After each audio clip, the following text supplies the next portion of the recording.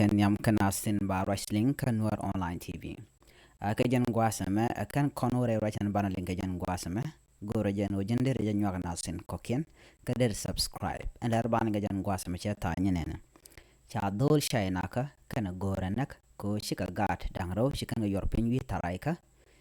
An wala ishang wal badaka pairo ron kina daru de jan dangro wan. Ajan dana banling kajan guasame. Chitkamen shaling ka tayin de shalad nore rol ka shayna shadol mishala dang bo kana nyal mugora mishala ye shing shenak kuma shayna shikuma shayna shikan rachamo shikan lat ka korka me shaka kum ka liya ko shika ga dangro shikan kanak ko bikan shendian bikan kolotok kan ran kana gore ka shukana goro no bikan chenkel dung do tram kel ka ke tek ga dangro hoto en dang bo en la dol ki wudan danen la gor ye sheng shen shika ga dang ro to gor yorpin ka wang warinya dol me bar ke tarai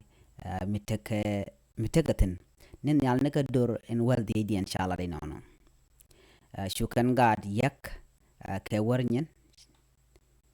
shukan gad to panken shuka penpin ka shugar to shuka liu shuaka nene ne dial te sheng ka tarai mo shwaro jamo shajalat kan gadang roto ka gadul en shala dang bo mukule te ka goramo kana shegde mishika dak mishala shen melin jan ramadan dab kan gadang roto kel chala do ganyal kel te karun dang ro ka kan gadato ka gadul te karon kel lo gan matot gan nyal mute karun dangro kana gadol mute karon kel charo jama chaje kwenino dango nyal mishali ye dangbo gor nyam shali ye shing shen kana nyal chala ko gwaza dan kana nyal juga no te ga gat ke sha kwen me chi nyal ben sheng gwade dan chikan gwasi kana mat sha ga che ga benjek gwade dan ta dangbo ten Shua gorna dang yogano muguru jano bancheng ban to kel ki bijin shoda na garati shen ka gorno bakanen kamishe janan bajen shen biya shegdo jen nyamandan la gor an gwazmo chala do shu kan shumat chikan dang ro madano bikan garato bikan galet ka dor shu kan garato shu kan ga shu yorpin ke warnyen ka shugar to shu liu ko shika pen nyal me cha ka nang gwalo ko kor me cha ka ke ku me shu muktab dan muktab log ni ka shaina shu dol inshallah dang bo kana gore ni ye sheng shen shu ka kum kalya ko der dan chi kana lat ronga kalya ko shika me je ga long lat ka shaina an dang bo shiga dakan shigde mishala shen melin ne karon kina daru de jandang ro jene dane daka jen shiga nan dab kan gat ken dang ro to kel dung do cha ko ga shigan pa je kala shiga ro de ke shigan tot ano jin na gat ku to mu gor jeno bante kel en chen gor no bu kon ching kon to kel kan gat ku to ken liu chora ju te kwen gore man gan chela do tele ried me de lar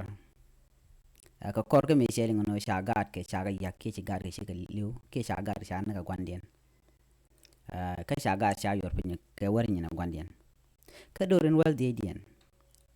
chela do ke men de lar sha ro jama sha jalat amangan enteme sha dang bo kana gor ni ye shen cheng ke ye sheng chen nak kuma shaina ko shaka kum kalya ko shika mi je ka long shika na lat ajena dana to en rajame gore biakel media mugi kone ata indien mederan deran jogo no mugor jeno bante kele kon ni gat kunek no me ashang mi chiro lo jen tan danen to kon tama jin mugor ga shega roda ka ba mi je ba la lo be jaga jabi gat ku tinte ga ji ni won bi kala we nyir ko shejek man ngwan ka de ko ne jin nyam do dien ko dong der gar ko der ka nak te bere remdu kiete dabjin mu nyu da gwanu an wuda me mishal ke enu dang bo yen point ram jeg bo ko ram gor no da no bagat ke ti chada ba jin ga point ba kanak kan dang ro ron kan kalia ka ta dan ne chalat ke jen go chi raja ma cholat ke jen gor no jen bi nyanas ko tin ko ken jen le ler dan de kon jen gwasame ka ta dan cholat ke je ka china biya tegamal ani dene biya kel media dene jalata sloacha ko je kon non chere ko mugwa ki ler mugwa ani biya tegamal mugorin biya kel media biya jek Facebook te ka channel biya ka shu gorn wini biya gorje biya kel media akal ler dia la kon lat ko rodin wi mon reyrol nuare awne reyrol jurtin ko ken laken ka non ka biya kel media laken ka gor ga tong nuare gor no jin bi nyanas ko ken biya tegamal bye bye